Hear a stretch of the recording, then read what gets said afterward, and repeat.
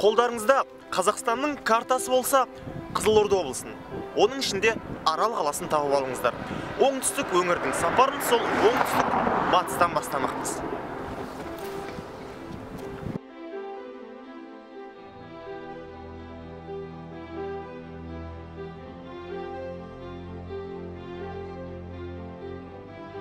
Арал аудан орталығы 31 мың халқы бар шағын қала. Арал теңізінің солтүстік шығысында орналасқан. Солтүстік шығысында орналасқан. Бір кездері 60-70 жылдарға дейін теңіз суы қаланың іргесін шайып жатыпты. Шамамен осы тұстарға дейін жеткен көрінеді. Кемелер жүзген, балық ауланған. Бірақ қазір жоқ. Барлығымыз үшін ауыр тақырып. Арал апатқа ұшырады.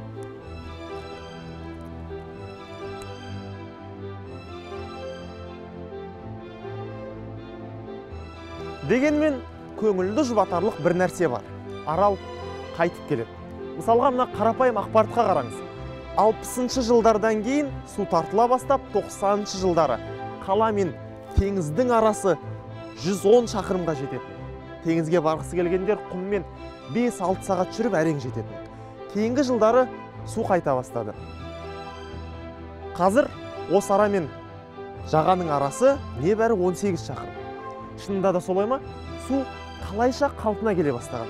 Оның жауабын білу үшін сырдың теңізге құяр тұсына сапар шегеміз. Біз жол жүрейік, ал сіз ақпарат алып отырыңыз. 70 жылдарға дейін Арал алабы 68 мың шаршы шақырым, орташа тереңдігі 40-50 метр, әлемдегі 4-ші орын алатын тұйық теңіз болатын. Сосын мына күйге ұшырады. Арал осы талай жырға, талай сырға, талай мұңға арқау болған арал осы. Дегенмен, тағдыр деген нәрсені мойындамасқа болмайды. Тағдыр адамға ғана емес, табиғатқа да тән нәрсе. Тәңір өзі жаратқан теңізінің пешенесіне осылай тартылуды жазған екен. Демек, күндердің күнінде қайта толуынан үміт етуімізге болады. Қазір Арал екі бөлікке бөлінген. Сырдария Кіші Аралға құяды. Сондықтан алдымен Кіші Аралды аман алып қалу қажеттілігі туып тұр. Осы орайда 2001 жылы Сарац жобасы дүниеге келген.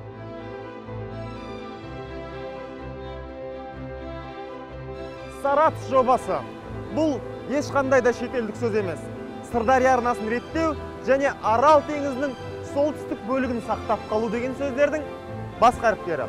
Яғни бұл жоба бойынша ең әуелі сырдың суын реттейтін бөген салынуы тиіс еді. Осылайша 2006 жылы Ағлақ тоспасының құрылысы аяқталды. Тоспа теңізге құяр сағадан 32 шақырым жерде 492 текше метр су қабылдайды. Көкарал бөгетіне су береді Арал теңізіне. Екінші, Ағлақ тоспасынан Сырдария өзенінің жиегіндегі көлдерді суландырады. Сарац бойынша сыр суы келіп тұрған Кіші Аралдың оңтүстік бөлігіне де тоспа қойылу жобаланған. Осылайша Көк Арал су бөгеті салынды. Мына біз тұрған бөгет сол Балтық теңізі деңгейінен 42 метр, ұзындығы 17 шақырым. Егер бөгет салынбаған болса, мына тұрған су үлкен аралға тұтас ағып, жарты жолда құмға сіңіп, текке ысырап болар еді. Бөгет салынғалы бері Кіші Аралдың суы көбейіп, деңгейі өсіп, ауданы ұлғая бастады. Бағана сөз басында айтқан теңіздің Арал қаласына жақындауына бірден бір себеп болған осы жоба.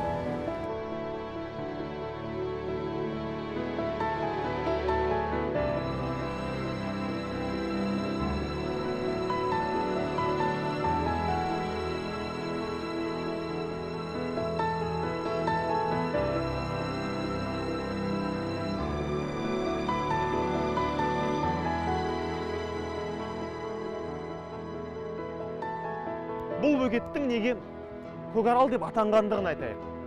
Біз тұрған жер бір кездері тереңдігі 19 метрге дейін жететін теңіздің түбі болған екен. Ал мына тау сияқты ұзын жота арал болған. Дауыл тұрса, теңіздегі кемелер сол аралға барып паналайды екен. Сол бір кездері арал, қазір тау сияқты жер, көкарал деп аталған.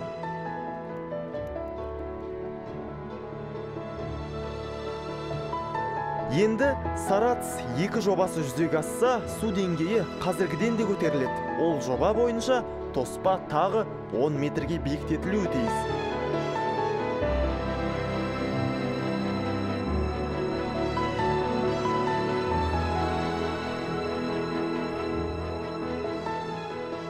Көкарал мен Ағлақ салынғалы сырдың бойындағы көлдердің де қойны қоншы суға толып, жаға жақындап, балық шелді мәре сәрет тастады. Бір кездері балықтан күдер үзген көп ағайын байырғы кәсіптеріне құлшына кіріскен.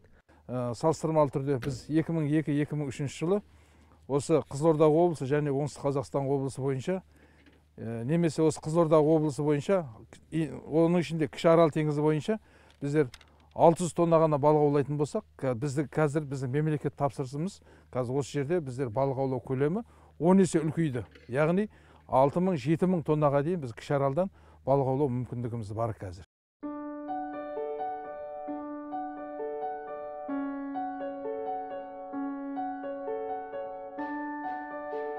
Ал мынау аралға ең жақын орналасқан балықшы ауыл Қара Терең. Теңіз түгіл сырдың суы тартылып қалған қиын кезеңге де үміт оты жылт еткен жылымық кезеңге де куә. Ассалаумалейкум. Қалдарыңыз қалай? Ауылдарыңыз қалай, іштеріңіз, денсаулықтарыңыз аман-есен жүріп жатсыздар ма? Тек аман. Қарт балықшылардың да көңілі теңіз толғандай тасып отыр екен. Біраз әңгіменің басын қайырды. Қазіргі жағдай жаман емес. Осы тұрғанда қанша үй көшіп кетсе, қазір қоныстанып, қайтадан қоныстанып батыр 300-ден арман үй бар осы жерде. Жақсы онда. Көп рахмет сіздерге, денсаулық тілейміз. Сіздер барда біздер қуантымыз. Рахмет.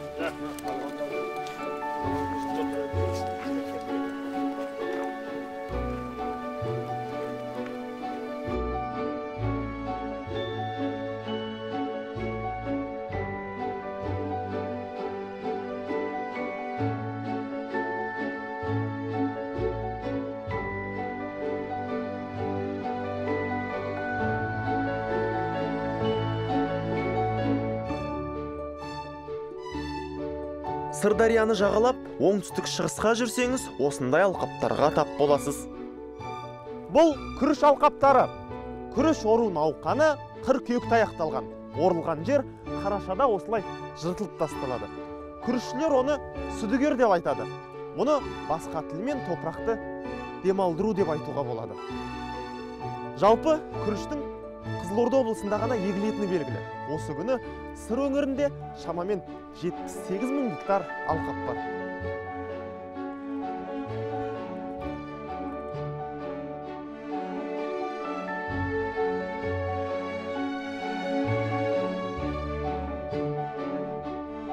Тістері аппақ күріштей деген теңеу бар емес пе? Мына қоймаларға қарап, мұндағы дәндердің күріш екеніне аса сенгіміз келмейді. Бидайға ұқсай ма, сұлыға ұқсай ма? Қаузының өзі қатты. Қазір ашып көрейік. Дәннің өзі біз ойлағандай аппақ емес екен. Ақ болғанмен бұл кәдімгі ақ маржанның дәл өзі. Күріштің бәрі осындай қоңырқай келеді. Ағарту күріш зауытының шаруасы. Абзал серіктестігінің күріш зауытында жүрміз. Мына қондырғылар күрішті қауызынан аршып қана қоймай, дән сыртындағы қатты қабатты қырып, ағартып шығарады. 2005 жылғы көрсеткіш 3300 гектар жер екті, екі шаруашылық болып көрсеткіш 33-тен 1 центнерден алынды да 103 центнер астық берілген болатын 2005 жылы. Биыл 2012 жылы шаруашылық 200 осындай көлемді азғана ұлғайттық та 3700-3800 гектарге өзгерді. Қазір шаруашылық қазіргі орта есеппен 2 есе ұлғайтып 227 центнер астық берді. Орташа өнім 7 центнерден берді. Абзал серіктестігін құрғанда, күріш күтіп еңбек етіп жатқанда Нағи Ильясов ауылының тұрғындары.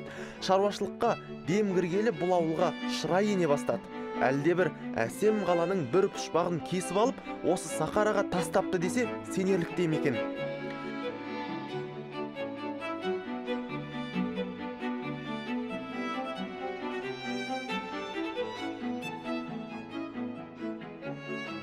сыр бойындағы кезекті бекет Қызылорда.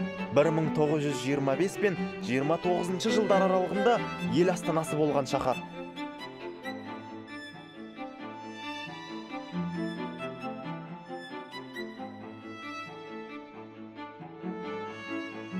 Биыл ғана салынған Сырана монументіне көтерілсеңіз, бұл қаланы биіктен көруге болады дейді білетіндер.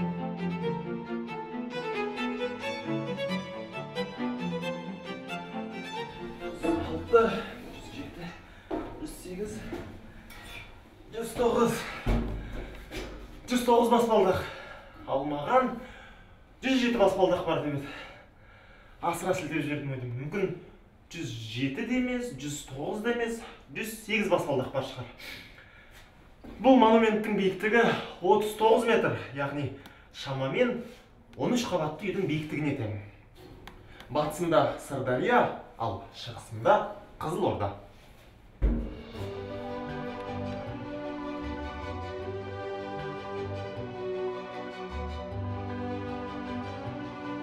Қызылорда қазақ кәсіби театр өнерінің отаны. 1925 жылы алғашқы кәсіби қазақ театры, қазіргі Әуезов театры осында шаңырақ көтерген. Ал біз 1955 жылы ашылған Нартай Бекежанов атындағы драма театрға келе жатырмыз.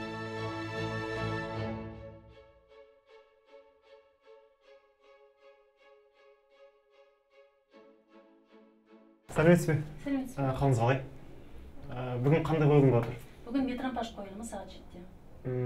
Жанры қандай? Комедия. Комедия? Бағасы нешеден? Студенттерге 400 теңге, ересектерге 500 теңге. 500 теңге. Бірінші қатар, соңғы қатар барып берді? Одан айырмашылық жоқ. Балкон ше? Бізде балкон жоқ. Балкон жоқ па? Қанша уақытқа созылады ол? 1 сағат 20 минут. 1 сағат 20 минут. Онда бір билет беріңіз. Неге береміз? Рахмет. Сау болыңыз. Сау болыңыз.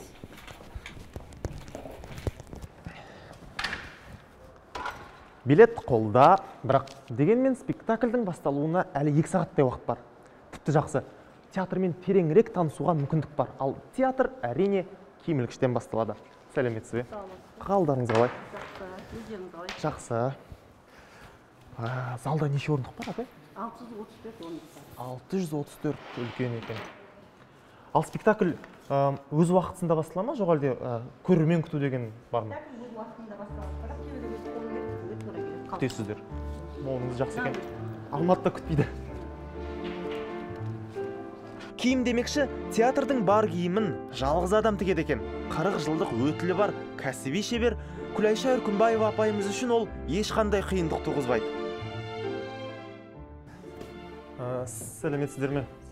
Көруге болады ғой. Бұл костюм бөлмесі, қателеспесем. Ал костюмдердің сақталуына костюм цехының меңгерушісі Саракүл Әлекей қызы жауапты. Қанша костюм тігесіздер бір спектакльге? Кемінде бір спектакльге 40-50 адамдарға тігіледі. Бір қойылымның өзінде? Бір қойылымның өзіне. Масқара. Нұрсұлу апай үзілген түймелерін қадап, оқа зерін оңдаса, Жұмагүл әпке қыртысын кетіреді.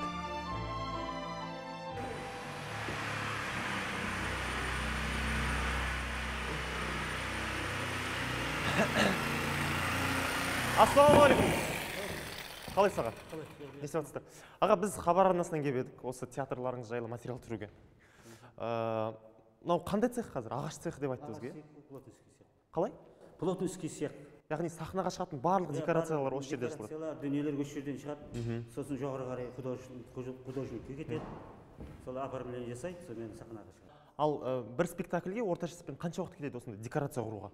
4-5 күн уақыт кетеді. Мысалы, бүгінгісіне қанша уақыт кетті? 4 күн кетті ғой. 4 күн кетті. Декорация қайда? Сахнада ма? Сахнада бәрі. Бұл дайын. Қазір балдар уже құрып нетіп жатыр, уже бастап жатыр. Мынау енді жаңа соңғы болғанымыз. Ол да бүгінгі спектакльге. Сахнаға апарамыз бұнда. Қойылымдардың декорациясын жасау екі ағаш шеберінің мойнында. Жасалған дүниелермен сахнаны безендіру 6 жігітке жүктелген. Бәрі де суретшінің нұсқауымен жұмыс істейді.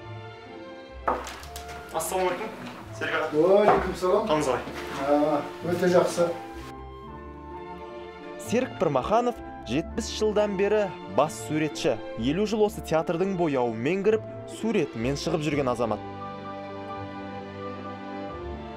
Серік аға, мысалы, менің түсінбегенім, кез келген спектакль басталар алдында, мысалы, бас суретші жаңағы сценарийді оқи ма, жоқ әлде қандай образды қалай таңдайды, мен соны түсінбедім, мысалы. Пьесаны алдым, мен оқыдым. Оқып отырғанда ішіндегі қажетті нәрселердің бәрін жазып алып, сөйтіп отырамын да, содан кейін сосын ол пьеса тарихи нәрсе болатын болса, оның заманы, өткен уақыты, сол уақытта мысалға актерлар қандай киім киді, қолдарына не ұстады, қандай үйде тұрды, тұрмыс жағдайлары қалай болды, соның барлығын зерттеуіміз керек.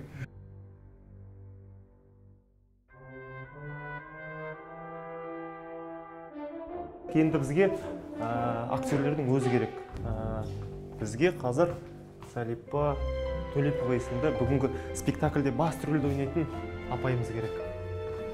Міне, Төлепова Залипа Тұрғанбайқызы. Сәлеметсіз бе? Залипа апайсыз ба? Иә. Бізге бүгін сізді басты рөлді сомдайды деп айтты. Рас па? Дұрыс па? Сіз бүгін кімді ойнайсыз? Мен Маринаны ойнаймын. Яғни басыңыздағы парик қой қазір. Әрине, менің өзім шашым бұндай емес, түсіп түрі қоңыр, ал мынау енді Маринаның образына кіру үшін, мен сол орыс қыздың кейпіне келу үшін осындай алуға болады ма? Алып көруге? өзім шешім. Енді басқа кейіпке көрдіңіз бе? Адам қанша өзгертеді париктің өзі де.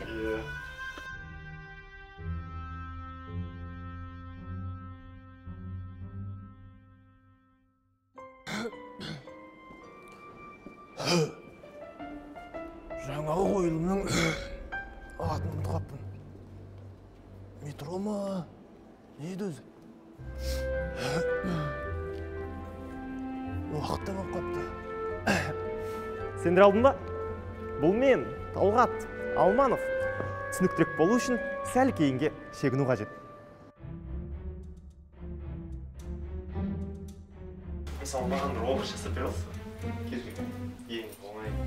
Мысалы, мен көргем әуезов театрында бір жас баланың 50-дегі 60-тағы бір образға.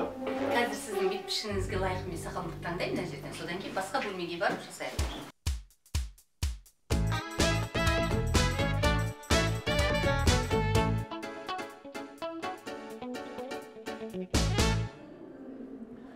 Солай, енді осы кейпімізбен залға кіреміз. Онда театрда 40 жыл жұмыс істеген Үмігүлсін Бегімов апайым күтем деген.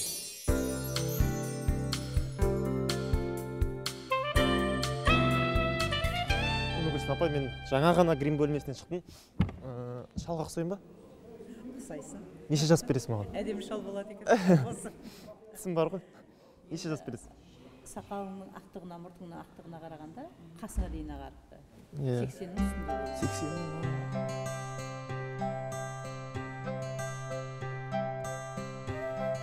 Міне, қойылым да басталды.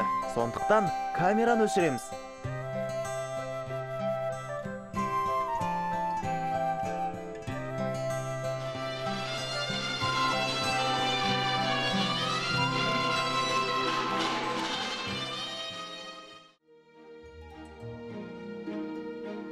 Шаршамай, шалдықпай шырайлы Шымкент шаһарына да келіп қалдық.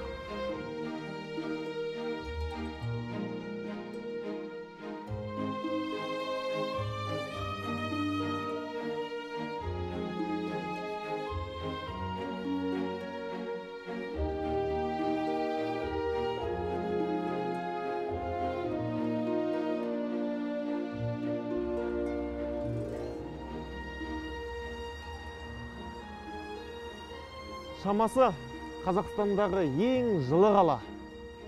Шамасы деймін, шынында да солай. Хабардағы ауа райы болжамдарынан байқап жүрмін. Қазір өзімнің де көзім жетіп тұр. Мысалы, Қызылорданың жазы ыстық, бірақ қысы салқын. Жел соғып тұрады. Ақтау да жылы, бірақ ылғалды емес пе? Ызғар өтіндіреді. Тараз таулы аймаққа жақын орналасқан. Сондықтан да Шымкентті еліміздің ең жылы қаласы деп айтуға негіз бар. Жарайды, негізгі әңгімеге көшейік.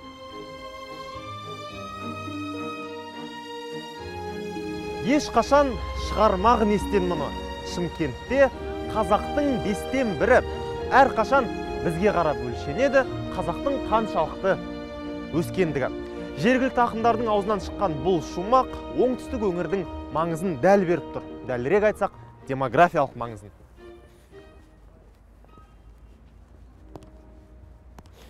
Бұл облыста 2,5 миллионнан астам адам тұрады. Республика жұртының 15%, және жыл сайын 30 мыңға көбейіп отырады.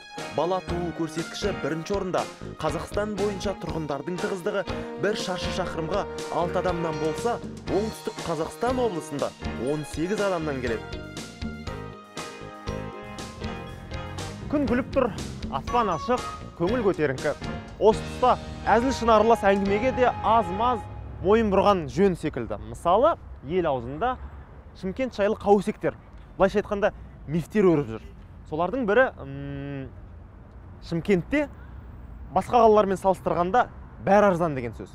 Шынында да солай ма? Қазір көз жеткіземіз.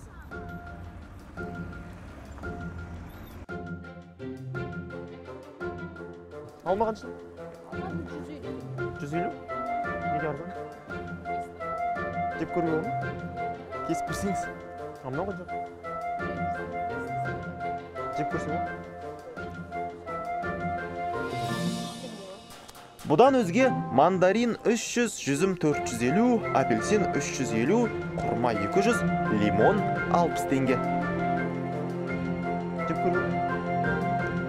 Қанты ма? Аралағанын араладым ау, бірақ бағаны жүдә басқа өңірлермен салыстыра алмадым. Байқағаным, шли қымбат емес.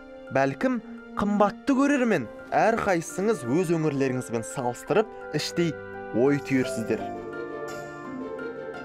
Айтпақшы, Шымкентте көлік арзан дегенді көп естігем. Соны еске алып, енді көлік базарына келдік.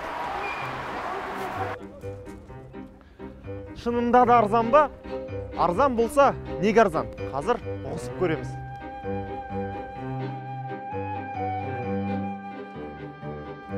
Қаншада? 24? Опелгімдікі? Қаншаға бересіз енді? Көрмей-ақ қойық енді, іш сыртын. 5,5-ға бересіз ба? Түсірмейсіз ба сәлсі? Онда ішін көрейік. От алдырып көріңіз үшін. Шымкентте неге Opel көп болса? Басқа Шымкентте Opel көп. Енді көрмедіңіз бе? Жоқ, не дейді кім енді? Көрдің ба мініп Шымкенттің Opel Vectra'сын деген естігесің ба? Жоқ. Байқағанымыз мынау. Шымкентте көліктің бағасы басқа өңірлермен бірдей ақ. Тек мұнда жақсы саудалассаң, сәл-пәл арзандатып алуға болады. Сосын тағы бір байқағанымыз, шымкенттіктердің өздері көлік Ақтау мен Алматыда арзанырақ деп ойлайды екен. Осы көліктердегі X белгісінің өзі Шымкенттің брендіне айналып кеткен. Білмейтін адам жоқ. Сосын X-тер ереже бұзады деген пікір қалыптасқан. Меніңше, ол да стереотип. Әйтпесе, бірен-саран шошақай шофыр қай қаладан да табылады.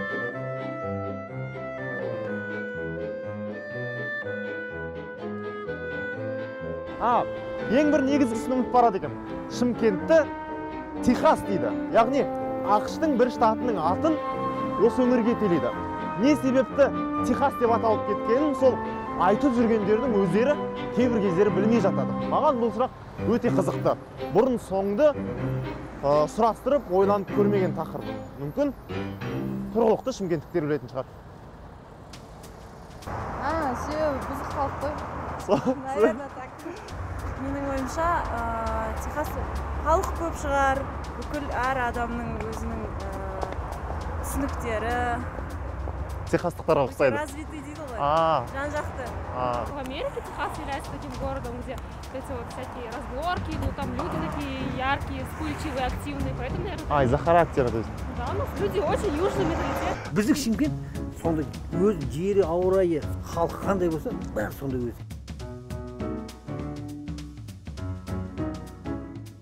Ал шындығына келгенде, бұл таза жағрафиялық жақындық. Техаста қиыр оңтүстікте, Шымкентте, өлкетанушылардың айтуынша осы ұқсастыққа бола Техас атанған екен.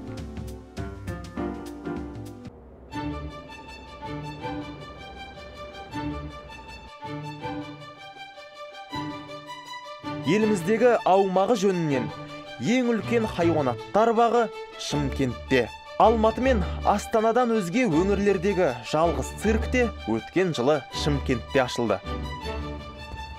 Мынау үш бидің кездескен жері. Яғни үш бидің атындағы көшелердің қиылысқан тұсы. Сол жағымдағы Төле би көшесі, ортада жатқан Қазыбек би, ал оң жағымдағы Әйтеке би көшесі, ал мына тұрған Отан ана монументі.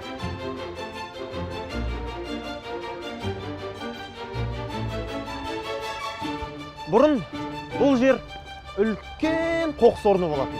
1978 жылы қоқыс орны қаладан қашық жерге ауыстырылып, осы дендра саябақты өсіру қолға алынған. Қазір міне 117 гектар аумақты алып жатқан кәдімгі орман.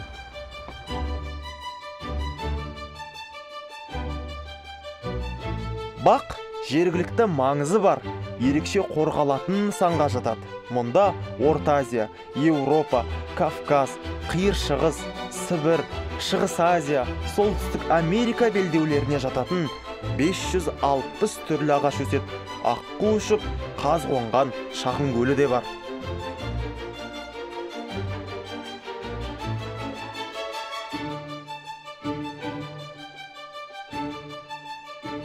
Бұл жерді Шымкенттің өкпесі деп атайды. 25 мың түп ағаш үздіксіз оттегі шығарғасын, шынында да қалаға тыныс беріп тұр. Әттең, мұндағы тап-таза ауаны, хош иісті экран арқылы жеткізу мүмкін емес. Не сөзбен айта алмаймыз. Кеткім келмейді.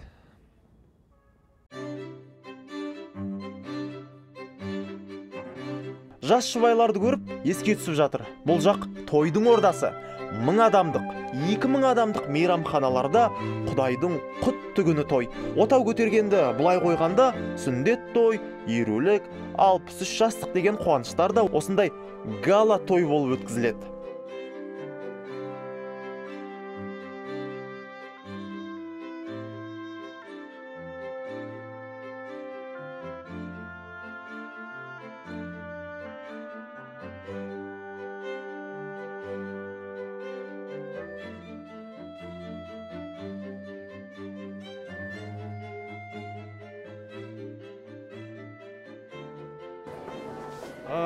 Қыздар, кешіңіздер. Қыздар, мына жерде не болайын деп отыр? Бізде бүгін институтта облыстық жастар форумы болып жатыр. Бұның бізде өткізудегі мақсатымыз, яғни 1 желтоқсан тұңғыш президент күніне орай, сондай-ақ Экспо 2017 көрмесіне осының барлық саясында өткізу үшін осы бүгін біздің үлкен мәжіліс залымызда облыстық жастар форумы өткізіліп жатыр. Болашақ бүгіннен басталады акциясының аясында ұйымдастырылған облыстық жастар форумының осындай бірнеше мәні бар екен. Рәміздерді насихаттау, тұңғыш президент күнін атап өту және Экспо 17-ге ие болған Астананың қуанышымен бөлісу.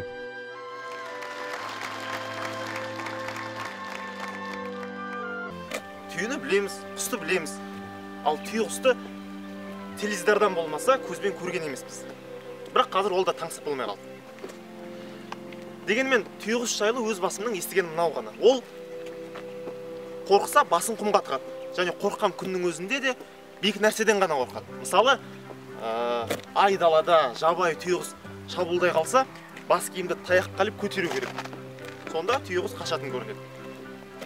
Осындай әңгімелердің рас өтірігін және таңсық құс туралы өзге де ақпараттарды қазір білетін боламыз. Тұла бойын денесін қорғамай алады, басын құмға тығып алады деп естідік, сол рас па? Ондай жоқ па бізде. Неге дегенде біз табиғатты ұстамай жатырмыз. Жабайы түйе құс сондай болуы мүмкін, бірақ оның өзім басымнан өткен жер жоқ. Неде барын айтамын ғой, мен шындықты айтамын. Бұлар бірақ үйтпейді. Мынауына жерді қалай басын тығады, өз жердің өзі айтып тұр ғой. Жұмыртқа туады ғой, жұмыртқаны алу үшін не істеу керек? Клетканың ішіне кіруіміз керек. Сол кезде қолымызға таяқ аламыз, үлкен, өзінен биік. Анау келе жатыр, бізге шабуылдамай ма? Жоқ, бұлай көтересің, түйе құстан биік көтересің. Сол кезде қашады, барасында жұмыртқаны алып кетесің. Оны біз шындықты көреміз. Жұмыртқаны қалай аласың? Бұны төбелеп ұрып болмаса келеді, шабынады. Сол кезде таяқты былай көтересің, сол кезде уже болып тоқтайды. Түйеқұстың бойы 2 метр, салмағы 70 килограммға дейін жетеді. Жұмыртқасы 1,5 келі тартады. Әр қайсысы күніне 2 келі жем шөп жейді. Ойбай. Тырқырап қашып жатыр ғой. Оп. Төле би ауданындағы Атамекен шаруашылығының түйеқұстары 2007 жылы әр қайсысын 2000 ақш долларына Алматыдан 10 бас әкелген екен. 5 жылда 50-ге жетті. Әзірге етін де, жұмыртқасын да, қауырсынын да сатпайды. Мақсат көбейту. Жұмыртқадан шыққан балапандар бар ғой қазір сіздерде? Көруге болған? Қазір оны көруге болмайды. Неге дегенде өтті жаңағы нәзік болады, олар бөтен адам көрсе, бөтен адам кесе, олар өліп қалуы мүмкін.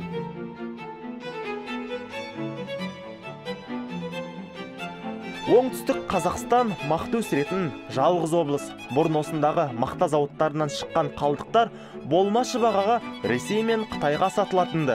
Міне, мынау сондай қалдықтар. 2010 жылы ашылған Хлопкопромком целлюлоза зауыты мұның 80%-ын кәдеге асырып отыр. Шығаратын өнімі жылына 1,5 мың тонна гигроскопиялық мақта мен 3,5 мың тонна мақта целлюлозасы. Алғашқысы медициналық мақсатта пайдаланылса, целлюлоза қағаз, құнды қағаз, мұнай бұрғылау, оқ-дәрі жасау, бояу, лак өндірісінде кеңінен қолданылады. Зауыттың жылдық өнімділігі 5000 тонна.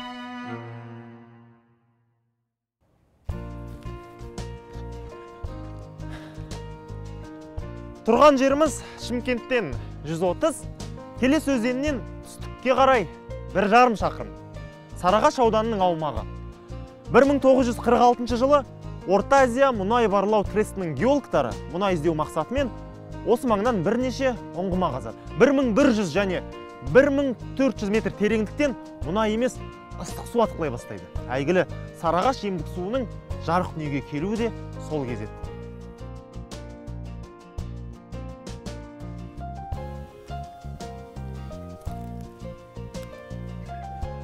Геологтар жөндеріне кетеді, қысыммен шыққан су жылға баға бастайды. Жергілікті халық ішіп шомылып, оның емдік қасиетін байқапты. Сөйтіп 1949-50 жылдардан бастап судың құрамы зерттелген. Оның әсіресе ішек, асқазан ауруларына ерекше пайдалы екен анықталған. Бірте-бірте Сарыағаш суы емдік мақсатта пайдаланыла бастады. Ұңғымалар қазылды. Қазіргі таңда ауданда 47 ұңғыма бар. Мысалы, мына ұңғымадан сағатына 10 текше метр, яғни 10 мың литр су шығады. Ұңғыманың тереңдігі 1200 метр, ал шығатын судың температурасы 38-40 градус. Бұл су құбыр арқылы курорттарға жіберіледі және жергілікті тұрғындарға да молынан жетеді. Сендер негізі магазиннан Сарыағаш деген минералды су ішесіңдер ме? Жоқ әлде осы жерден ғана ішесіңдер ме?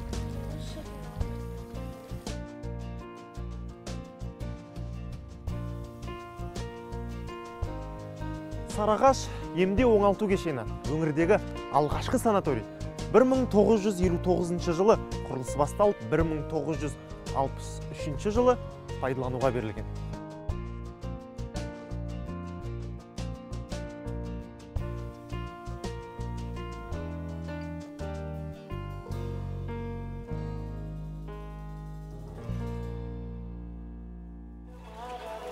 Бұл дүниеде біздің бір ғана отанымыз бар, ол тәуелсіз Қазақстан.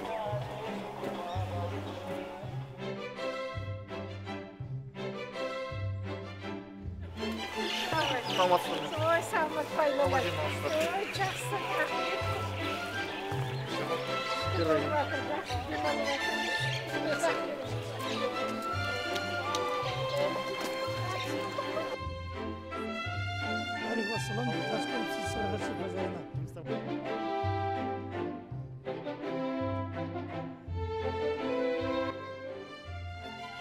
Бізде ең негізгі минералды суды ішу. Ол біз 3 түрлі температурада беріп, жылылықта 26 градус, 38 градус, 42 градус. Ол асқазанның қышқылдығына байланысты. Егер асқазанның қышқылдығы төмен болса, салқын 26 градустан береміз. Егер нормалды болса, 38 градус өт аурулары болатында. Егер қышқылы жоғары ойық жарақалар болатын болса асқазанға 42 градустан жылуына байланысты. Жылуына. Аға, енді шипажайды өзім барлық көрсем. Дұрыс, мен барлық жерге айтып қойдым, сіздерді күтіп отыр. Бізде 6 жататын орын, одан кейін асхана, одан кейін жаңа емдеу бөлімдері бар. Соның бәрін өз көздеріңізбен көріп, танысып, халыққа жаюларыңызға болады.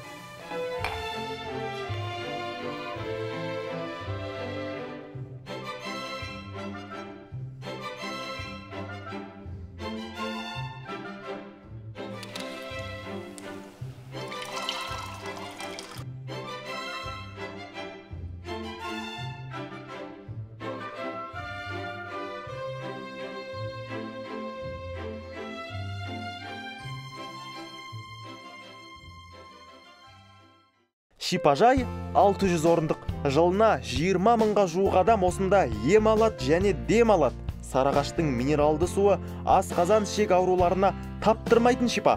Оның сыртында мұнда бұлау арқылы, батпақ арқылы, буын, жүйке, тер ауруларына ем жасалады. Бүгінгі күні Сарыағашта ірілі-ұсақты, арзанды қымбатты 16 шипажай бар.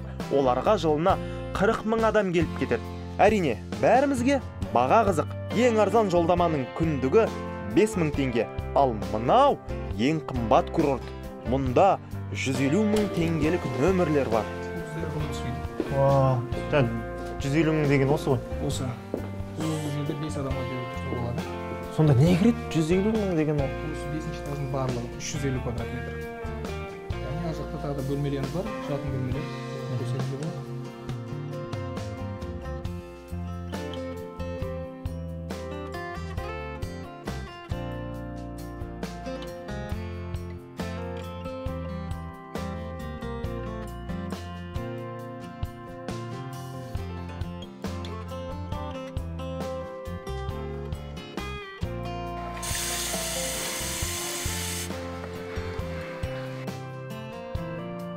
Мына ыдыстарға 1 литр су сияды десем, сенер медіңіз? Бұл кәдімгі минералды судың шөлмегі. Үрленіп, үлкейген соң Сарыағаштың суы құйылады. Ешқандай қоспасыз, тікелей жер астынан келіп, сүзгіден өткен күйде. 1 сағатта 8000 бөтелке әсемай дайын. Бұл жерде өндіріс қарапайым. Бәрі түсінікті. Тек сәл қиындауы газдалған су. Газ кәдімгі көмір қышқылы газы, яғни СО2. Ол басқа заводтан мұнда сұйық күйінде әкелінеді. Сосын мына аппаратта суға араластырылады. 1 литр суға 4 грамм газ қосылғанда кәдімгі газдалған су пайда болады.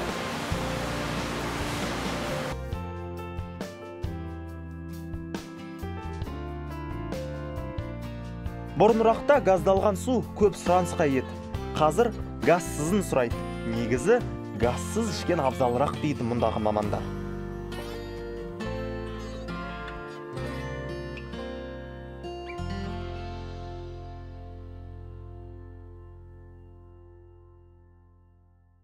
Тарих үшін кесімді пікір айту ағаттық болады.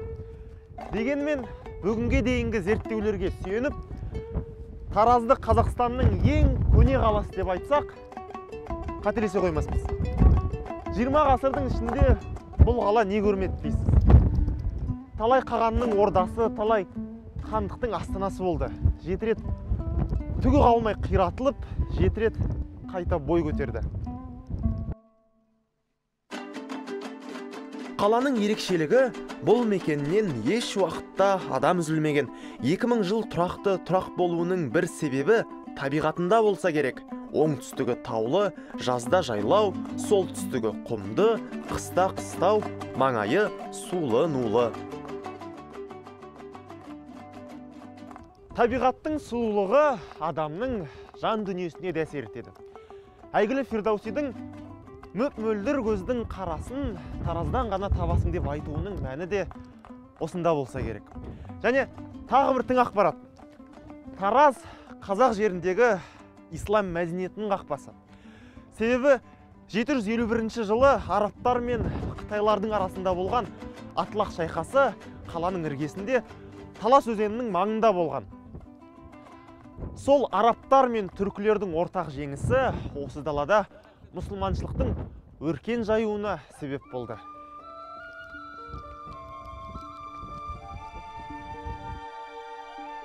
Тараз қаласының экс-орталық базары 60-шы жылдардан бастап биылғы жылдың жазына дейін қайнаған сауда орны болған жерде қазір қазба жұмыстары жүріп жатыр. Базардың асты орта ғасырдағы Тараздың цитаделі, яғни орталығы болған екен. Ассаламағалейкум. Сізге ролсынары. Қалдарыңыз қалай? Қандай жаңалықтарыңыз бар? Жаңалығымыз міне қазба жұмыстары жүріп жатыр. Ал жүрміз, көрсетсіз. Тараздың бір ерекшелігі 2000 жылдан бері тұрғындар осы орыннан қозғалмаған. Осы маңнан арысы 7 ғасырдың теңгелері де табылып жатыр, ал 2000 жылдық тарихы әзірге жазба деректер арқылы ғана дәлелденген. Қаланың тура осы маңда болғандығын қайдан білдіңіздер? Мысалы, неге басқа жерді қазбайды, неге тура осы жерді қаздыңыздар? Қалаға байланысты зерттеу жұмыстары жүргізіледі. Бұл археологиялық ғылыми зерттеу жұмыстары деп аталынады. Біз Таразға байланысты жұмыстар 20 ғасырдың басынан бастап жүріп келе жатқан. Басында Тараз қаласының қайда екенін анықтау үшін ғалымдар жан-жақты жұмыстар жүргізді. Бұл тек қана 67 жылдары қаланың орналасқандығы аймағы осы екені туралы бірнеше қазбамен дәлелдей отырып, Тараздың тура осы бүгін көне Тараздың орны екені дәлелденіп берді. Жазба деректе көрсетілгенде іс жүзінде дәлелдеді. Бұл ғалымдар дәлелдеді. Аға, ассалаумағалейкум. Не істеп жатсыз? Мында қазба жұмыстары жасап. Негізі аға, қазу қиын ба? Мысалы, мен ойлаймын да кейде қазған кезде қыш құмыраның үстіне түсіп қаймай ма деп, қалай қазады негізі? Жоқ, негізінде енді ол мысалға былай ғой, күрекпен мысалға үлкен техникалық құрал жабдықтар қазуға болмайды да. Жеңіл кішкентай шпатель дейді, мастерок дейді. Сондайлардан аласыз да, сыпыртып жұқалап қазып отырасыз да мысалға. Сонда осындай тереңдіктердің барлығын өстіп бүйтіп отырып қазасыздар ма? Оны мысалға мына қазған десе мысалға бұл жерде қазір қыш құмыраны темір сүйек қой бір-бірінен ізі жатыр да. Біз жайлап аламыз да. О, міне көрдіңіз ғой. Енді бұны сүйтіп аласыз да.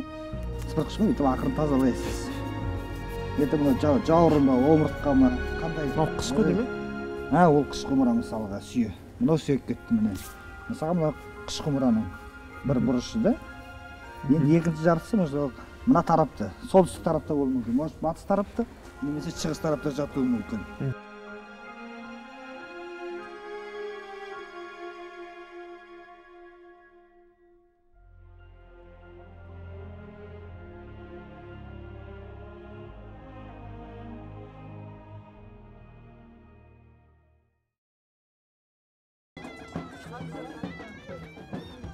Бізді тағы да тойға келе жатыр деп ойлап қалмаңыздар. Біз тараздық жас жұбайлар той күні міндетті түрде келетін қысқы баққа келе жатырмыз.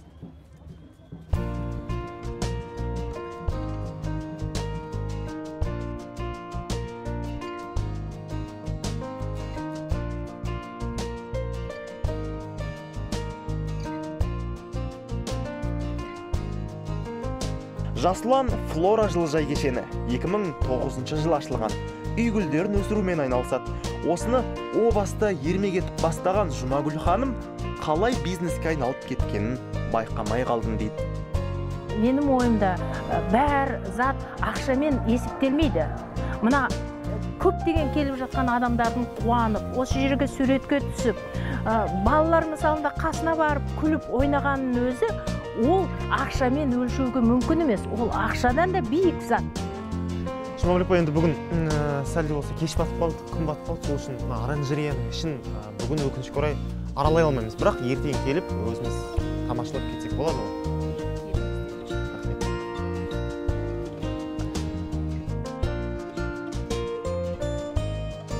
Түнгі Тараз ерекше әдемі. Оны ғимараттарға қойылған жарықтар мен көшеде тұрған шамдардың әсері деп түсіндірді тараздықтар. Көңілге түйіп қойдық.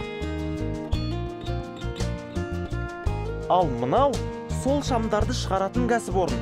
Тараз Energy деп аталады. Өндіріп жатқаны электр шамының 3-ші сатысы, жарық диодты шырақтар. Мұның, мысалы, Ильич шамынан артықшылығы энергияны 20 есе аз шығындайды. Ал люминесцентті шамдардан озықтысы экологиялық зияны мүлде жоқ.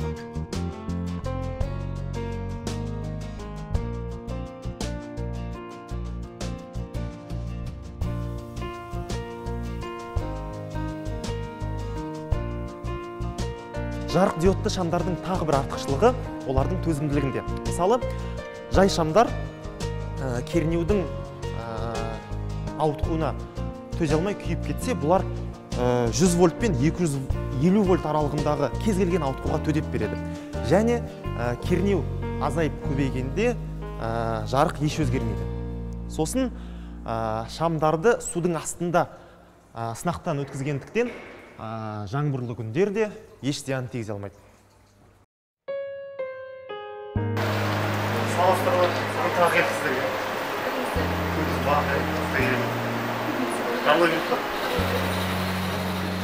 Шынында, жарықтықтың қадірі қашанда жоғары ғой. Жасұланға қайта келдік жарықта түсіру үшін. Гүлзардағы гүлдердің 90%-ы Голландиядан әкелінген, қалғаны осында өсірілген. Мұнда гүлдің 1000-ға тарта түрі, 25 мыңдай түбі бар.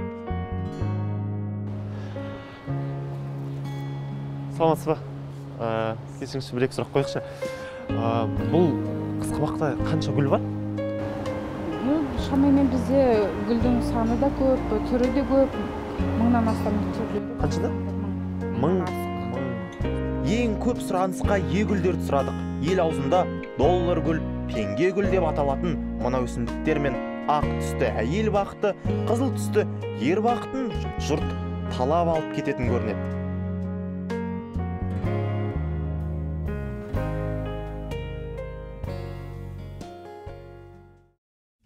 Таразда шұжық өндірісі жақсы жолға қойылған.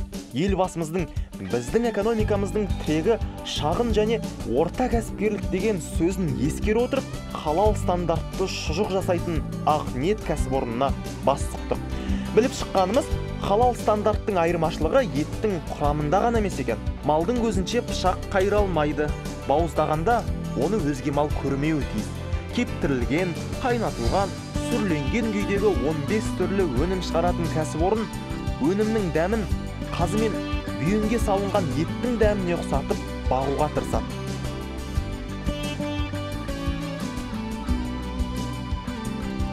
Бұл жерде тек шұжық қана емес, қақталған ет, қазы, тауық ет дайындалады. Және тек осы цехта ғана Қазақстан бойынша қақталған қойдың құйрық майын дайын өнім ретінде шығарады. Тараз өңірі ұлттық спортпен де аты шыққан өңір. Мен қазір еліміздің 6 дүркін чемпионы Әулиеата ұлттық спорт клубының жігіттерінен көкпар тартқалы тұрмын. Көкпарда да футболдағы сияқты шабуылшы, қорғаушы деген позициялар бар. Адам түгіл аттар да сол позициясын жақсы білуі тиіс.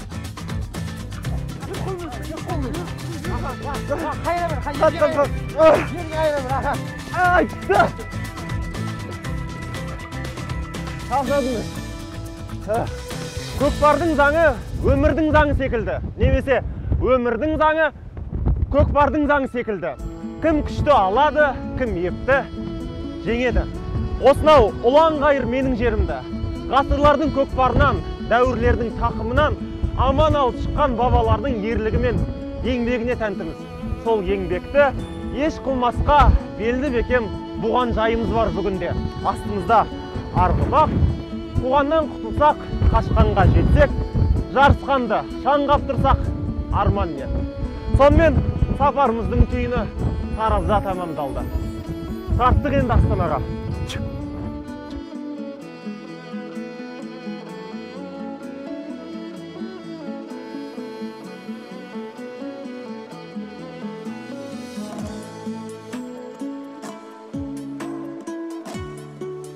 Жобалап санап көрсек, 2 айлық сапарда әжептәуір жол жүріппіз. Автожолмен 9,5 мың, әуемен 4,5 мың, темір жолмен 7300 шақырым. Сонда жалпы 21300 шақырымды басып өткен екен. Жайықпен, яғни сумен жүрген 45 километрім тағы бар. Ана жер неге жоқ, мына жерге неге бармады деп сөге көрмеңіздерші. Қазақ жерінің қазынасын жыл бойы араласақ та тауыса алмаспыз. Ең бастысы, оған деген махаббатымыз жалындай берсе екен. Тәуелсіздік мерекесі құтты болсын. Алла қуанышымызды ұзағынан сүйіндіргей.